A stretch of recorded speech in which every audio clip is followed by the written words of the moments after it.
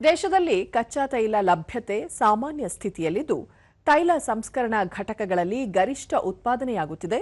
ಚಿಲ್ಲರೆ ಇಂಧನ ವಿತರಣಾ ಜಾಲದಲ್ಲಿ ಯಾವುದೇ ಕೊರತೆ ಇಲ್ಲ ಎಂದು ಪೆಟ್ರೋಲಿಯಂ ಸಚಿವಾಲಯದ ಜಂಟಿ ಕಾರ್ಯದರ್ಶಿ ಸುಜಾತಾ ಶರ್ಮಾ ಹೇಳಿದ್ದಾರೆ. ದೆಹಲಿಯಲ್ಲಿಂದು ಅಂತರ್ ಸಚಿವಾಲಯ ಸುದ್ದಿಗೋಷ್ಠಿಯಲ್ಲಿ ಅವರು ಪೆಟ್ರೋಲ್ ಮತ್ತು ಡೀಸೆಲ್ ಸೇರಿದಂತೆ ತೈಲ ಲಭ್ಯತೆ ಅಗತ್ಯ ಪ್ರಮಾಣದಲ್ಲಿದ್ದು, ನೈಸರ್ಗಿಕ ಅನಿಲ ಇಂಧನವನ್ನು ಬೇಡಿಕೆ ಅನುಸಾರ ಪೂರೈಸಲು ಸಕಲ ಕ್ರಮ ಕೈಗೊಳ್ಳಲಾಗುತ್ತಿದೆ ಎಂದರು.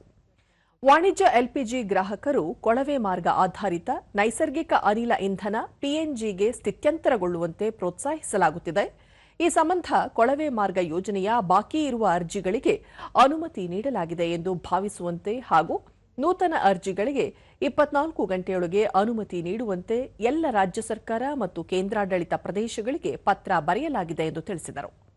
ಎಲ್ಪಿಜಿ ಅಕ್ರಮ ದಾಸ್ತಾನು ಹಾಗೂ ಕಾಳಸಂತೆ ಮಾರಾಟ ತಡೆಯಲು ಕಳೆದ ಕೆಲವು ದಿನಗಳಲ್ಲಿ ಹಲವು ದಾಳಿ ಮಾಡಲಾಗಿದ್ದು, 15,000ಕ್ಕೂ ಹೆಚ್ಚಿನ ಸಿಲಿಂಡರ್ಗಳನ್ನು ವಶಪಡಿಸಿಕೊಳ್ಳಲಾಗಿದೆ ಎಂದು ಅವರು ತಿಳಿಸಿದರು.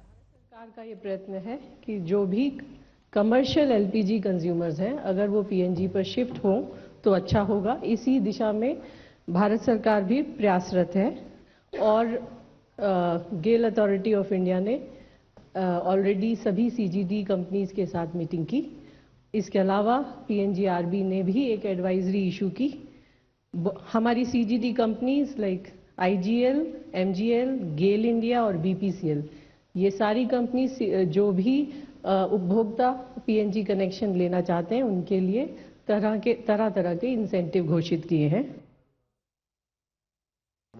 ಬಂದರು ಮತ್ತು ಜಲಸಾರಿಗೆ ಖಾತೆ ವಿಶೇಷ ಕಾರ್ಯದರ್ಶಿ ರಾಜೇಶ್ ಕುಮಾರ್ ಸಿನ್ಹಾ ಹಾರ್ಮುಜ್ ಜಲಸಂಧಿಯಿಂದ ಭಾರತದ 2ನೇ ಎಲ್ಪಿಜಿ ಸರಕು ಸಾಗಣೆ ಹಡಗು ನಂದಾದೇವಿ ಇಂದು ಗುಜರಾತ್ನ ಕಾಂಡ್ಲಾ ಬಂದರು ತಲುಪಿದೆ ಎಂದರು.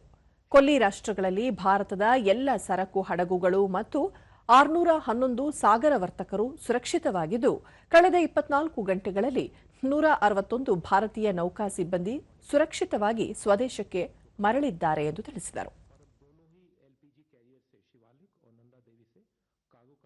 हो रहा है, मल्टीपल डिस्चार्जेस हैं. नंदा देवी का डिस्चार्ज शिप टू शिप है, from mother ship to daughter ship, वो अभी चल रहा है.